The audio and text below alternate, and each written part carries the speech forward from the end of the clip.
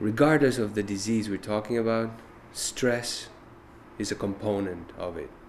And when you deal with that stress, most diseases tend to start improving. To understand what stress is, one has to understand what the basic dysfunction of the mind is.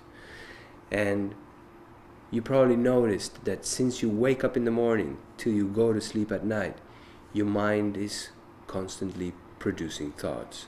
Now, I don't even say you are thinking, I say your mind is producing thoughts, because the truth is, you are not deciding those thoughts, or at least 90% of those thoughts.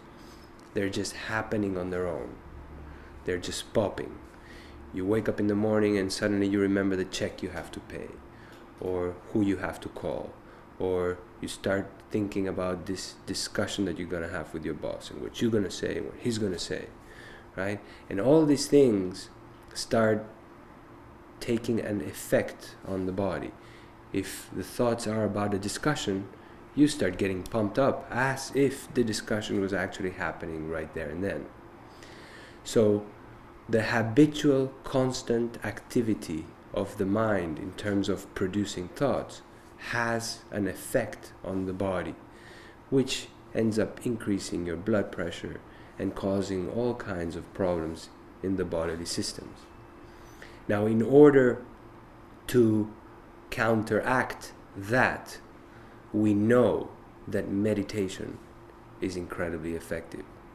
The debate is over. Just like Al Gore talks about the debate being over in terms of global warming. The debate in terms of the effects of meditation in health is over. There's hundreds and thousands, even thousands of studies done in universities which prove that meditation has a profound effect on the physiology of the body. Now, meditation can be understood in many ways. My way of understanding meditation is that activity that takes you to understand where thoughts are coming from and eventually being able to stop them. Now, for most people, that is like a humongous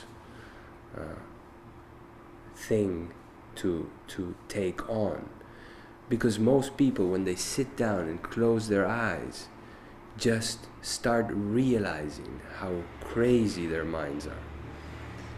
They usually are distracted with the things around, so the thoughts get confused with the daily activity. When people sit down for meditation and close their eyes, they start noticing these thoughts, right? Just like when you are in a kitchen and the noise of the fridge suddenly goes off with a blackout, you start noticing now how quiet the kitchen is, and you were not noticing that background noise before. Well, in the same way, we don't notice all these thoughts, we just feel the effects on our bodies.